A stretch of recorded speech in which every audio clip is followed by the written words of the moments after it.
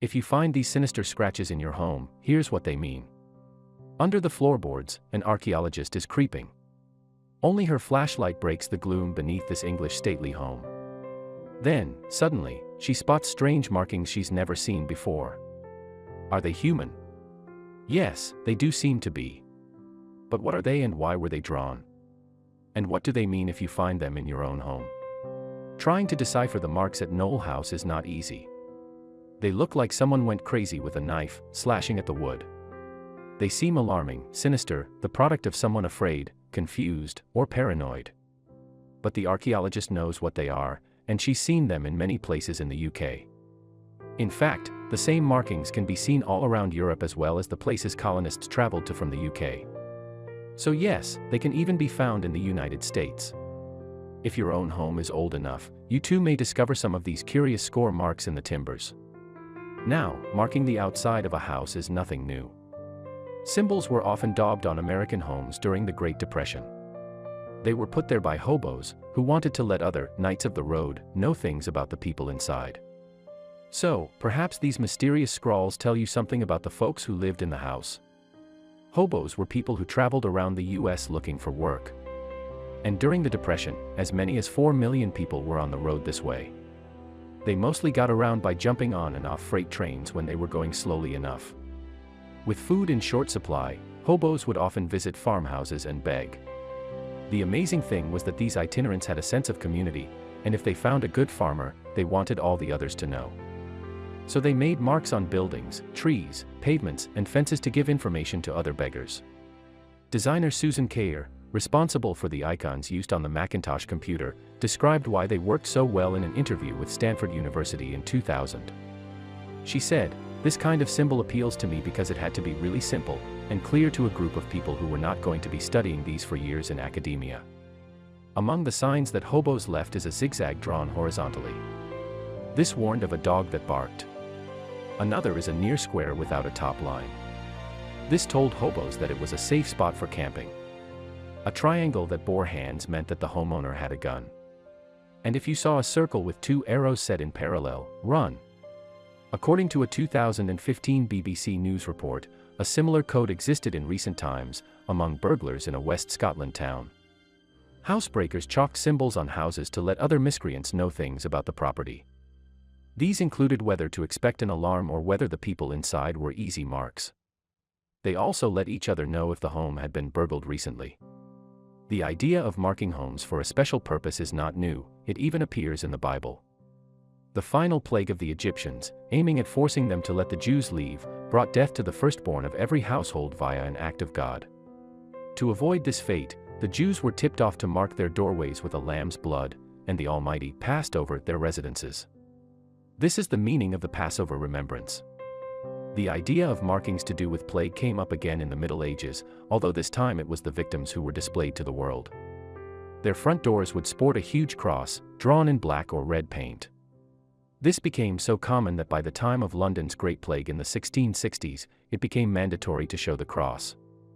Writer Daniel Defoe cited the Mayor of London's regulations, which read, that every house visited by the disease be marked with a red cross of a foot long in the middle of the door, evident to be seen, and with these usual printed words, that is to say, Lord, have mercy upon us, to be set close over the same cross, there to continue until lawful opening of the same house. These weren't the only plague crosses. The name was also used for markers for meeting places, where markets could be held safely. In the north of England, the people laid out stones outside cities that had little hollows filled with vinegar to put the money in. These disinfecting troughs gave the markers the name, vinegar stones. Closer to home, residences have often been marked with symbols such as horseshoes. The tradition is supposed to bring luck to everyone in the house and deter the devil.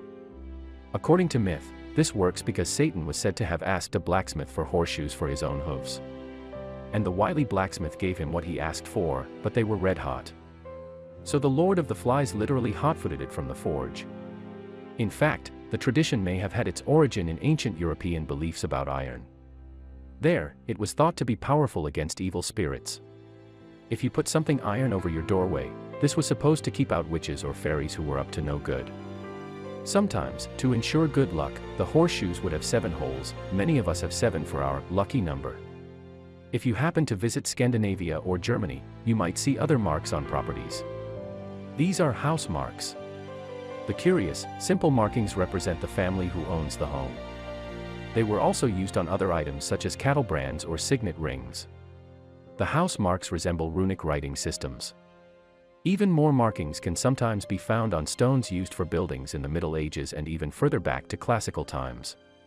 The stonemasons who shaped the stones used for construction marked each stone that they'd worked on so that they could get paid. In a way, the stones were the masons' invoices. Masons' marks are not to be confused with quarry marks, which were made by the master mason, who often ran the project. No, they are highly visible on the bricks. After all, the masons wanted everyone to know that they worked on a particular stone because they were paid per stone. They'd use marks such as hammers, stars, or spirals. Others who marked up building materials were carpenters. Their marks can be found on timber, scored into it with tools called race knives. The inscriptions are often Roman numerals, and they work a bit like an IKEA drawing, where the parts are labeled. You'd follow the plan to fix the building together in steps that the numerals indicated. A weirder sort of marking was done by burning wood with a taper. This left a char in the shape of a tadpole. At first it was thought that these were made by accident when building a home. Now, though, they're recognized as purposeful creations, perhaps made for ritual reasons to help ward off lightning or fires. And of course the culprit for the knoll marks might not even be human. Woodworms often leave markings on timber. But these beetles, not worms at all, are most commonly spotted because they bore holes. Of course, another time woodworm problems are obvious is when part of a house falls down because they've eaten so much of the wood. But these mysterious marks were not made by beetles. They are called witch marks. But they weren't made by witches, at least we don't think so. The marks were made by quite normal people with the intention of keeping away evil, such as witches or demons, for instance. The marks are also described as apotropaic. This term derives from the Greek word apotropeos. Simply, it means turning away. And the thing being turned away, in this case, is evil. In a way, the markings on the wood are exactly like signs that people make to ward off the evil eye. Knole, in the south of England, is not the only place in the country where you'll find them. You can also discover them in the Midlands. There they are scratched into many walls belonging to houses and barns and other buildings. And although at Knole, they were discovered under the flooring, they're often easier to find. And they're not only discovered in the UK. You can see them all over Europe and even in the United States. Buildings guru Nick Molyneux told UK newspaper The Financial Times in 2019, they are often precise and beautifully done, windows, fireplaces, doors, and you can find them anywhere, from the grand to ordinary. I've seen them in the whole range of houses and farm buildings. Perhaps the commonest of the marks is the daisy wheel, or hexafoil. This is in the shape of a flower with 6 petals. It was often drawn with a compass, so its design is geometric. The marks can be bigger or smaller and more or less complex, sometimes appearing in clusters of flowers all joined together. It's not known exactly what hexafoils represented. They're symbols that you'd find in the Wiccan religion, where they represent the Sunday. Or it's not impossible that they were exercises in geometry for apprentice builders. But they're most likely marks meant to protect buildings. They're often found on churches. Also often seen are what's known as Marian marks. These look like VS that overlap. They represent the Virgin Mary's initials, so it seems obvious that they represent appeals to the Holy Virgin to protect the building upon which they're found. But the marks are not limited to hexafoils and VS. They also come in the form of diagonal slashes, crosses, and mazes. For instance, the marks can also be pentangles. These designs go back at least 5,000 years.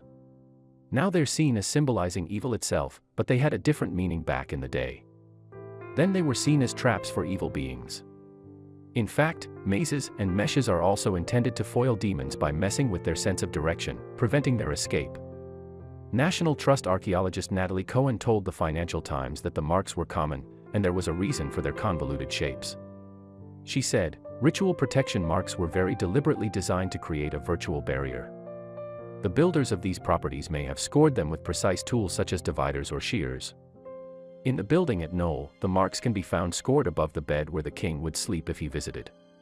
Cohen said, a witch or demon would follow a line and it would become trapped. It relied on the witch or demon being quite stupid. Also quite small, since the marks are rarely very large. The marks can be seen on all sorts of buildings. You can find them in the huge country houses that are dotted across the English countryside and in tiny cottages. As we noted, they're scored into the walls of churches and farm buildings. They are even scratched onto gravestones, and if you go into Reynard's Kitchen Cave, in Dovedale in the north of England, you'll even find them there.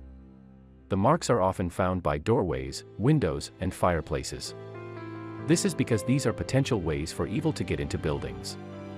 That made them the best places for the superstitious builders to score them into woodwork, stone, and plaster. Cohen told the Financial Times, "If you are doing anything interventive around the floorboards, hearth, or beneath thresholds, evidence is often there." But, you might be asking, when did people make these marks? Well, at Knole, the archaeologists were able to put a date on them by counting tree rings in the wood used in its frame. So they knew that the joists that form the frame of Knole were cut into shape in the winter of 1604-05. And this should not be a huge surprise. The symbols that the markers used are ancient. As we said, pentangles are thousands of years old, and of course crosses go back certainly to the start of Christianity and probably even further, to the dawn of man. But believing that witches were real was a feature of medieval times, and people then put their faith in magic as a matter of course. Eventually, people generally stopped ritually protecting British houses during the 19th century. Historical graffiti expert Matt Champion told the Financial Times, "The end seems to be linked to the start of the Industrial Revolution, and the break in traditional village life. But within certain trade groups they carry on to this day." We shouldn't be surprised that the Knole marks were made in 1605. Things were pretty spicy in England then. James I, the king, faced lots of threats, and if one thing was true about him, it was that he feared witches. He wrote a book about them in 1597 and may even have been involved in torturing women thought to be witches. These were the times of the Gunpowder Plot, and Roman Catholics were viewed with suspicion. Cohen explained, Catholics were associated with witches and demons directly, and the Pope was portrayed as a master demon. Catholics were believed to be in league with Satan. So the protective marks were in some ways rejections of the Catholic faith. The people didn't just make marks. They also used witch bottles, which contained bodily detritus such as nail clippings, urine, and hair. The bottles would be buried and placed into the structure of buildings. Other things put in walls were also believed to ward off evil, among them shoes and even, look away if you're squeamish, cats. Even when people stopped believing in witches and demons, they still made the marks. That may have been because it was simply traditional. Or just for good luck. After all, just because you hang a horseshoe up for good luck doesn't mean you really believe that the devil might come calling. But if he does, you're covered.